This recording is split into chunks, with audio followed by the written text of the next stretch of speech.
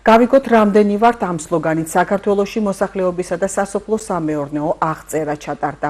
ამ ეტაპზე სტატისტიკის ეროვნული სამსახური კვლევის შედეგებს აჯამებს. 10 წლის წინ, მაშინ როცა ბოლო აღწერა ჩატარდა, საქართველოს მოსახლეობა 3.713.804 იყო. ახალი წინასწარი შედეგები კი ივნისში გახდება ცნობილი. 2024 წლის 14 ნოემბრიდან 19 დეკემბრის ჩათვლით საქართველოს სტატისტიკის ეროვნულმა სამსახურმა განახორციელა მოსახლეობისა და სასოფლო-სამეურნეო აღწერა. აღწერა ჩატარდა ორი მეთოდით. პირველ ეტაპზე 14 ნოემბრიდან 23 ნოემბრის ჩათვლით განახორციელდა მონაცემთა შეგროვება თვითრეგისტრაციის მეთოდის გამოყენებით, ესე იგი ქალაქეს შეეძლო დამოუკიდებლად თვითონ ჩვენს ვებ პლატფორმაზე შესვლით შეესო ელექტრონულად კითხვარები, ხოლო უკვე 29 ნოემბრიდან დეკემბრის 19 რიცხვამდე განხორციელდა მოსახლეობის აღწერა პლანშეტების გამოყენებით კარდაკარის პრინციპით.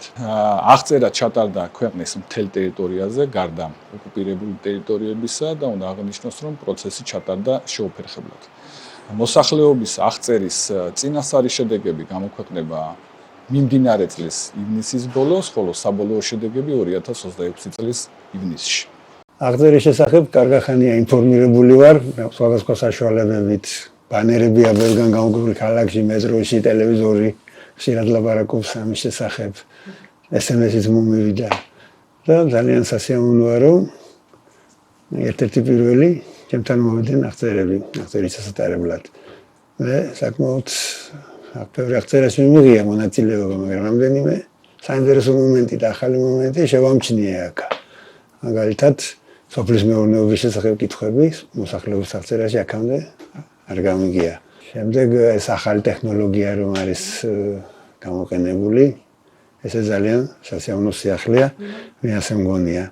და მე მინდა ვუსურვო გუნდს, რომელიც აღწერას ატარებს, წარმატებულად ჩაატაროს ეს აღწერა და მიიღოს სასარგებლო ინფორმაცია, რომელიც სასარგებლო იქნება ყველასთვის ჩვენს ქვეყანაში.